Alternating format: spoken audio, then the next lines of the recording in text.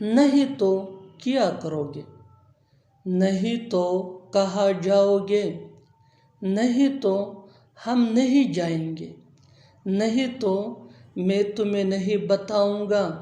इन जुमलों में हम बोल रहे हैं नहीं तो, इसके लिए आपको यूज़ करना होगा इंग्लिश में अदरवाइज। आइए कंप्लीट स्ट्रक्चर समझते हैं। Otherwise plus sentence. आगे डिटेल से समझाता हूँ मिसालों से। नहीं तो क्या करोगे, otherwise what will you do, otherwise what will you do. नहीं तो कहाँ जाओगे, otherwise where will you go, otherwise where will you go. नहीं तो हम नहीं जाएंगे, otherwise we will not go, otherwise we will not go.